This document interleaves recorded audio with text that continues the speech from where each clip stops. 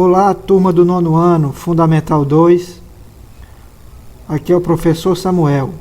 Vamos para a nossa terceira aula de Física e o conteúdo que nós vamos trabalhar na aula de hoje é movimento retilíneo e uniforme, ou movimento uniforme, que é um dos ramos de estudo da cinemática, tá bom? Hoje nós vamos fazer um trabalho avaliativo com algumas questões. Particularmente, nós vamos trabalhar exercícios de fixação. Vamos aqui à primeira questão. O felino mais rápido do mundo, o guepardo, pode atingir uma velocidade máxima de até 120 km por hora. Supondo que o mesmo mantenha essa rapidez constante durante 10 segundos, qual será o espaço percorrido durante esse intervalo de tempo? Qual o espaço percorrido por esse felino? Bom, pessoal, vocês podem fazer uma breve revisão do assunto na aula 1 e 2. Né? Nessas aulas vocês podem ver conceitos muito importantes para a resolução dessas atividades. Eu sugiro que vocês deem pausa no vídeo e tentem responder sozinhos essa questão, tá bom? Mas vamos aqui analisar e tentar resolvê-la, tá certo? Mas antes de que eu dê a resposta para vocês, vamos ter que trabalhar dentro da questão para poder encontrarmos a solução, certo? Vamos aqui para a resolução. A gente sabe que a velocidade do felino é 120 km por hora e que o espaço que ele percorre, o sprint, na verdade, que ele dá, tem uma duração de 10 segundos. Esse é o tempo, certo? Ou o intervalo de tempo, 10 segundos. Então, qual vai ser o espaço percorrido, ou a distância percorrida, nesses 10 segundos, pelo guepardo? Primeira coisa, perceba que o tempo aí está em segundos, certo? O tempo está em segundos. E a velocidade está em quilômetro por hora. Então o que você tem que fazer aqui? Transformar a velocidade de quilômetro por hora para metro por segundo. Tem uma regrinha que eu expliquei na última aula, na aula 2. Para transformar quilômetro por hora em metro por segundo é só dividir por 3,6, certo? Então 120 dividido por 3,6 é a mesma coisa que 1.200 dividido por 36.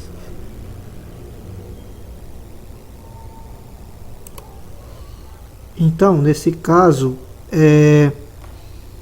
1.200 dividido por 36 é o mesmo que 33,3 metros por segundo. A gente sabe que para encontrar a distância percorrida pelo guepardo, nós temos que usar a função horária da posição, ou equação horária da posição, ou também chamada de equação horária do espaço, que é espaço final,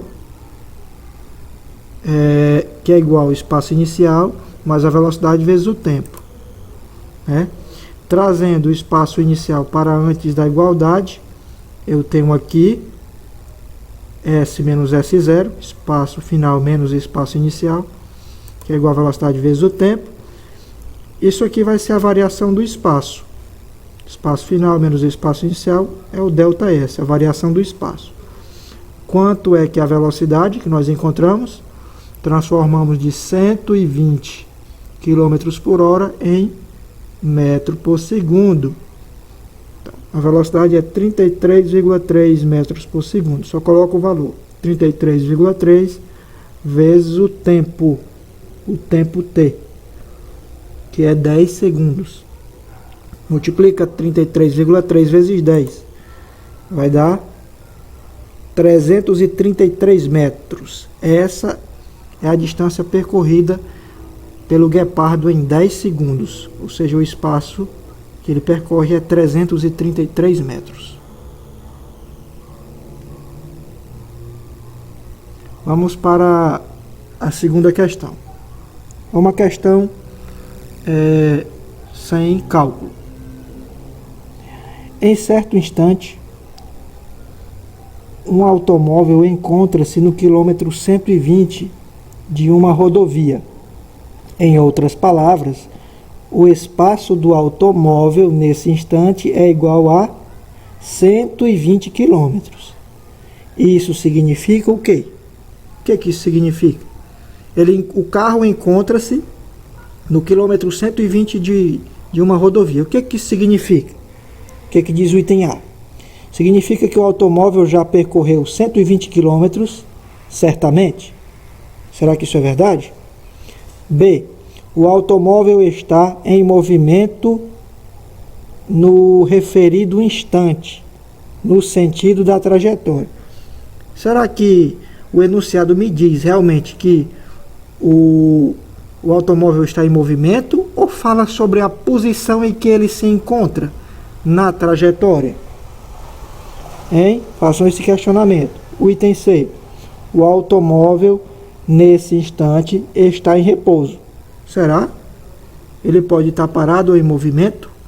O que você acha? O que está falando aqui no enunciado? Que o automóvel,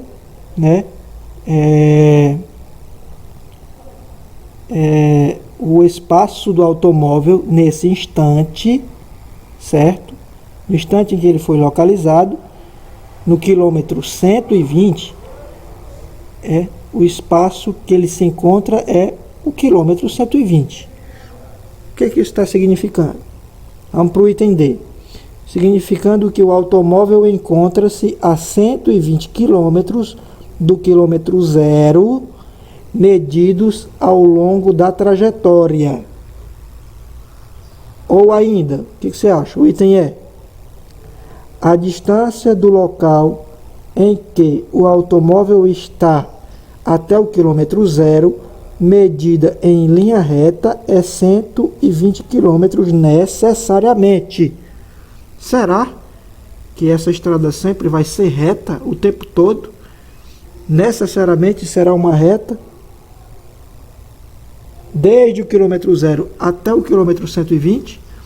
Então, pessoal, qual é a resposta correta? Quem marcou a alternativa D? Acertou. Resposta correta, alternativa D. Ok? Vamos para outra questão. Preste atenção nessa aqui. Imagine que um paraquedista saltará de uma aeronave que se movimenta em uma trajetória retilínea, horizontal e para a direita. A trajetória do avião é retilínea, reta, horizontal e para a direita. Horizontal, assim, ó, certo? Horizontal. E para a direita. Ao saltar e deixar o movimento acontecer naturalmente, qual será a trajetória do paraquedista até chegar ao chão? Qual vai ser a trajetória do paraquedista até chegar ao chão? Perceba que na figura aí é só ilustrativo, tá? É só para ilustrar, para efeito visual, certo? Mas o avião ele viaja horizontalmente, em linha reta e para a direita. Então, qual vai ser a trajetória do paraquedista após saltar do avião? Lembre-se de que a velocidade no instante em que o paraquedista salta, é a mesma velocidade do avião. Então, se o avião está se movimentando para a direita, com velocidade constante, o paraquedista também está se movimentando reto para a direita e também com velocidade constante. Portanto, o paraquedista também tem a mesma velocidade do avião, ou seja, a velocidade inicial dele é igual à velocidade do avião, que é constante numa trajetória em movimento retilíneo e uniforme. Então, qual vai ser a trajetória do paraquedista? O item A. A trajetória do paraquedista será retilínea, vertical e para baixo. Será? B. A trajetória do paraquedista será uma reta, na diagonal para baixo e para a esquerda. C. A trajetória do paraquedista será uma reta, na diagonal para baixo e para a direita. D. A trajetória do paraquedista será uma curva para baixo e para a esquerda. Ou E. A trajetória do paraquedista será uma curva para baixo e para a direita. Então, pessoal, de acordo com o raciocínio aqui e a explicação que foi dada, a gente vê que de cara todo objeto que é lançado de uma determinada altura vai descrever uma curva, né?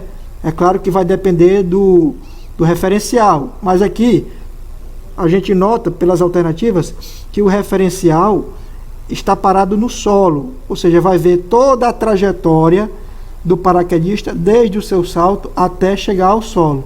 Então, obviamente, o observador aqui em questão, ele está no solo. Então, a resposta correta é a alternativa E. A alternativa E é a resposta, tá bom? Vamos para outra questão. Preste atenção. Uma pessoa viajando de automóvel numa estrada reta e horizontal e com velocidade constante deixa cair um objeto pela janela do mesmo, desprezando a resistência do ar. Podemos afirmar que a trajetória descrita pelo objeto é A. Retilínea horizontal em relação a um observador parado na estrada.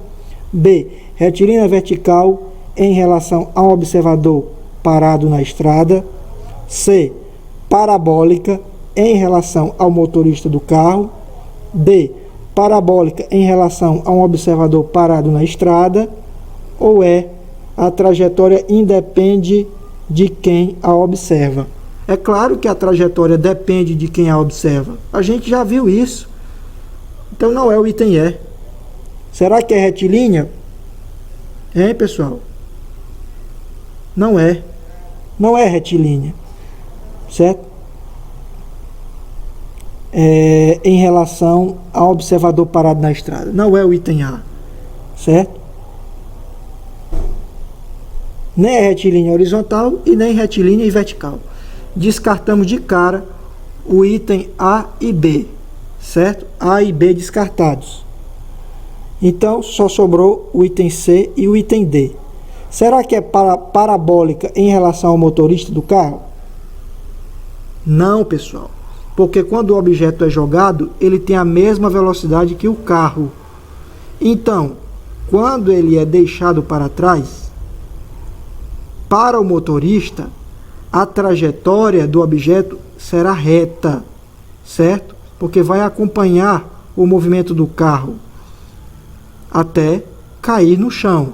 Então, para quem está parado observando na estrada, ele vai verificar que o objeto ele tem uma trajetória parabólica.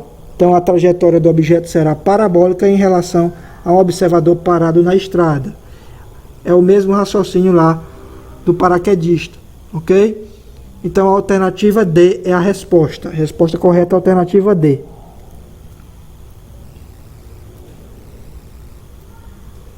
Vamos aqui à questão 5. Uma das atividades físicas saudáveis bastante praticada nos parques públicos da cidade de São Paulo é a corrida, também chamada de jogging ou Cooper. Considere uma pessoa que nessa atividade percorre, em média, 1 quilômetro, certo? Percorre 1 quilômetro a cada 6 minutos. Então, o espaço é 1 quilômetro. O tempo, 6 minutos. Essa pessoa vai percorrer 1 quilômetro em 6 minutos. A velocidade média dessa pessoa em metros por segundo é um valor mais próximo de... Vamos lá. Primeira coisa. O intervalo de tempo é 6 minutos. Ou seja, 1 minuto tem 60 segundos. Então a gente transforma 6 minutos, ou seja, 1 minuto 60 segundos. Então vai ser 6 vezes 60. 360 segundos. 6 minutos, 360 segundos. A distância percorrida pela pessoa, 1 quilômetro. A gente transforma para metro. 1 quilômetro, 1000 metros. Então qual vai ser a velocidade média da pessoa? É só aplicar a fórmula da velocidade média. Velocidade média no movimento uniforme é ΔE sobre ΔT. Ou seja, 1000 dividido por 360. Já está tudo dentro do padrão que estabelece o Sistema Internacional de Unidades. Então é 1000 metros dividido por 360 segundos. Então a velocidade vai ser... Bom, aqui você pode fazer o seguinte. 1000 dividido por 360 é a mesma coisa que 10 dividido por 3,6, tá bom? Para efeito de cálculo. Então vai ser igual a 2,77 metros por segundo. Essa vai ser a resposta. A velocidade média da pessoa vai ser 2,77 metros por segundo. Só que ele quer um valor aproximado. Portanto, o valor da velocidade é aproximadamente igual a 2,8 metros por segundo. Então, a gente marca a alternativa C. Resposta, alternativa C. 2,8 metros por segundo. Vamos para a sexta questão. Numa corrida de Fórmula 1, a volta mais rápida foi feita em 1 minuto e 20 segundos, a uma velocidade média de 180 km por hora. Pode-se afirmar que o comprimento da pista em metros é de... E aí, pessoal? Dei pausa no vídeo, tentem responder utilizando a equação horária da posição, ou equação horária do espaço. É S igual a S0 mais V vezes T. É aquela equaçãozinha do sorvete, certo? Vamos lá. Resolução. O intervalo de tempo da volta, ou seja, o tempo da volta foi de 1 minuto e 20 segundos. 1 minuto, 60 segundos, mais 20 segundos. Vai totalizar 80 segundos. Esse é o tempo da volta, 80 segundos. A velocidade média do carro de Fórmula 1 foi de 180 km por hora. Ou seja, para calcular a distância percorrida pelo carro, ou seja, o comprimento da pista, o que é que nós devemos fazer? Primeiro, o tempo da volta, nós transformamos de 1 minuto e 20 segundos para 80 segundos, ou seja, o tempo está em segundos. Então, a velocidade, como está em quilômetro por hora, nós temos que convertê-la ou transformá-la para metro por segundo. Como é que a gente faz isso? Divide por 3,6. Então, a velocidade, 180 dividido por 3,6 vai ser igual a 1.800 dividido por 36. É a mesma coisa. 180 dividido por 3,6 é a mesma coisa aqui. É só acrescentar um zero aqui e tirar essa vírgula daqui e trazer para cá. Ó. Então, 1.800 dividido por 36 vai dar 50 metros por segundo. Então, tá aí. Essa é a velocidade média do carro de Fórmula 1. 50 metros por segundo. Certo? Agora, vamos encontrar o espaço percorrido pelo automóvel numa volta, ou seja, o comprimento da pista. Utilizando a função horária da posição, S igual a S0 mais V vezes T, ou seja, espaço final igual ao espaço inicial mais a velocidade vezes o tempo. Então a gente traz o espaço inicial para antes da igualdade, ok? Fica aí. Então, espaço final menos espaço inicial é igual a ΔS, a variação do espaço. Agora eu vou substituir. A velocidade é quanto? 50. Coloca aqui, ó, 50. Não coloca 180, porque nós já transformamos de 180 km por hora para metro por segundo. Então, a velocidade é 50 metros por segundo. Vezes o tempo. Quanto é o tempo? 80. Então, quanto é 50 vezes 80? É só multiplicar. Ó. 5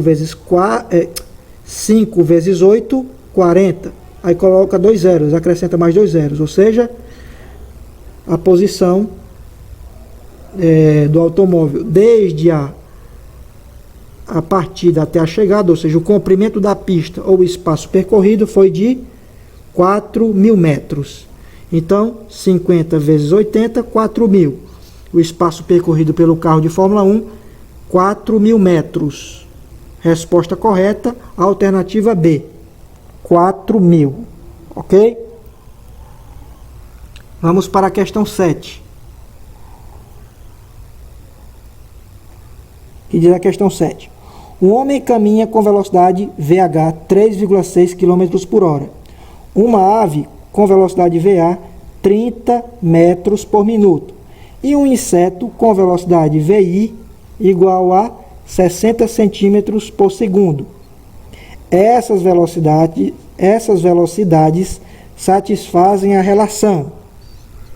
Que relação? Aí nós temos o item A, B, C, D e E. E aí?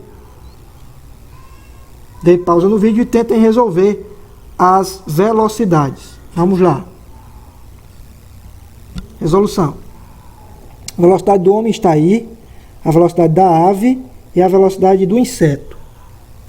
A velocidade do homem é 3,6 km em 1 hora.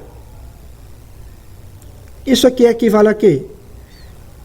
3,6 km, 3.600 metros. 1 hora, 3.600 segundos. Para efeito de cálculo, fica melhor transformarmos de km por hora para metro por segundo. Então, 3.600 dividido por 3.600 é 1. Ou seja, a velocidade do homem é 1,0 metros por segundo. Qual vai ser a velocidade da ave? A gente já sabe que é 30 metros em 1 minuto. 30 metros em 1 minuto. Então, 30 metros em 1 minuto. 1 minuto tem 60 segundos. 1 minuto, 60 segundos. Então, 30 dividido por 60. É a mesma coisa que 0,5. Ou seja, é 1 dividido por 2. É meio. 0,5 metros por segundo. Então, a velocidade da ave, 0,5 metros por segundo. A velocidade da ave é menor que a velocidade do homem. Então, agora, só faltou a velocidade do inseto. Então, ele voa, o inseto, com 60 centímetros em 1 segundo. 60 centímetros por segundo. O que isso representa? 60 centímetros transforma para metro, para ficar melhor de comparar as velocidades de cada um. Então, 60 centímetros, 0,6 metros. Certo? 0,6 metros. Então, a velocidade do inseto, 0,6 metros em 1 segundo, ou seja, 0,6 metros por segundo. 0,6 metros por segundo é a velocidade do inseto. Então, a velocidade do homem é maior que a velocidade do inseto, que é maior que a velocidade da ave. Então, a resposta correta, a alternativa é: a velocidade do homem é maior que a velocidade do inseto, que a velocidade do inseto é maior que a velocidade da ave. Vamos para a questão 8.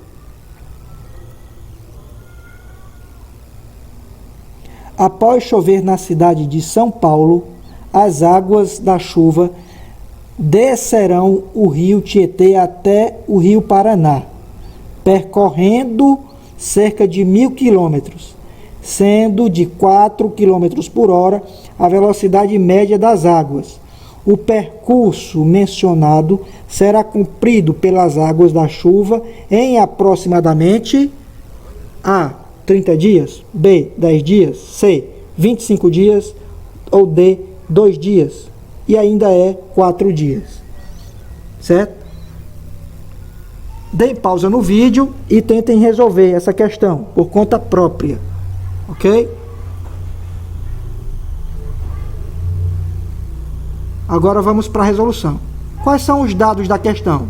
Primeiro passo para a gente resolver: anotar os dados da questão.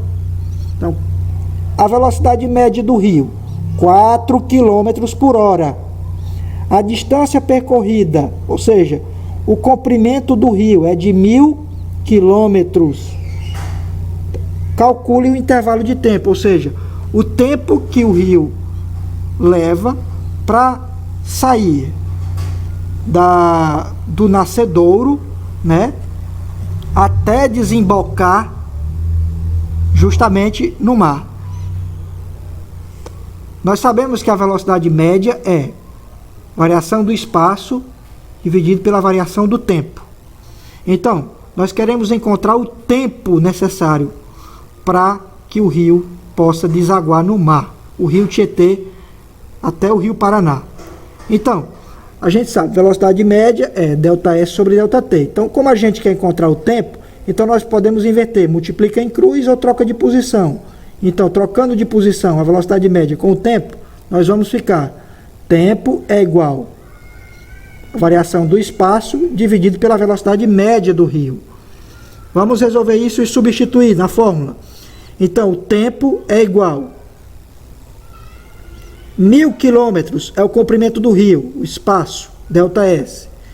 E a velocidade média do rio, 4 km por hora. Isso aqui vai dar 1.000 dividido por 4, 250 horas. Certo? É o tempo que o rio leva para percorrer toda essa trajetória, todo esse trajeto. 250 horas. Só que lá nas alternativas nós temos em dias. Então o que a gente faz? Vamos fazer a conversão, certo? Transformar hora em dia. Então, pela regra de 3, eu sei que um dia é igual a 24 horas. Ou seja, qual é o tempo, então, de 250 horas? Então, eu vou fazer a multiplicação em cruz, ó, né? 24 horas multiplicado pelo ΔT e 250 horas multiplicado por um dia. Então, isso aqui vai dar 24 vezes ΔT, 250 vezes dia. Então, vou obter, na verdade, vou ter que isolar o ΔT. Isolando o ΔT, o 24 passa para o outro lado, dividindo, depois da igualdade. Então, 250 dividido por 24 vai dar igual a 10,4 dias. Esse é o tempo que o rio leva para fazer esse percurso. 10,4 dias. Mas lá nas alternativas não tem 10,4. Então tem que ser um valor aproximado. Certo? Então, a gente arredonda. ΔT, ou seja, o tempo é aproximadamente igual a 10 dias. Resposta correta, a alternativa B de bola, 10 dias. Tá bom, pessoal?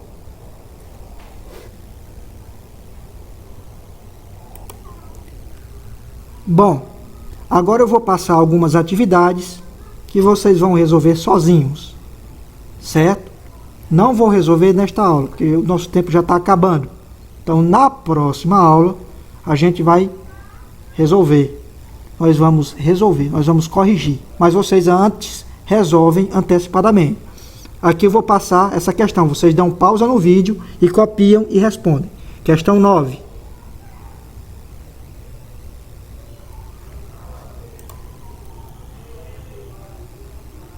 Questão 10.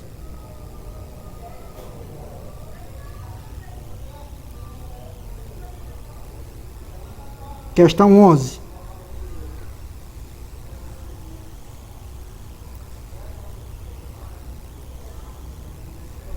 Questão 12.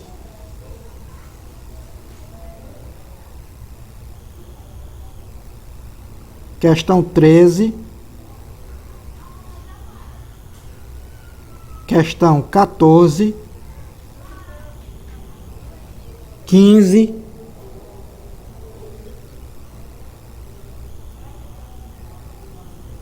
Questão 16. Presta atenção na 16, como é legal. Deixa eu voltar aqui. Questão 17.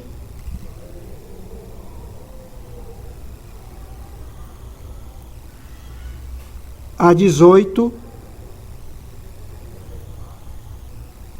a 19,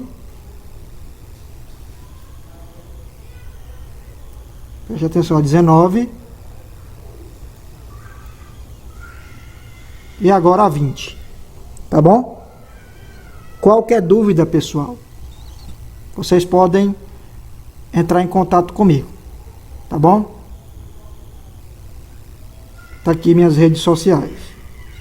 Então, até a aula 4. Por hoje é só. E até lá, pessoal. Obrigado a todos.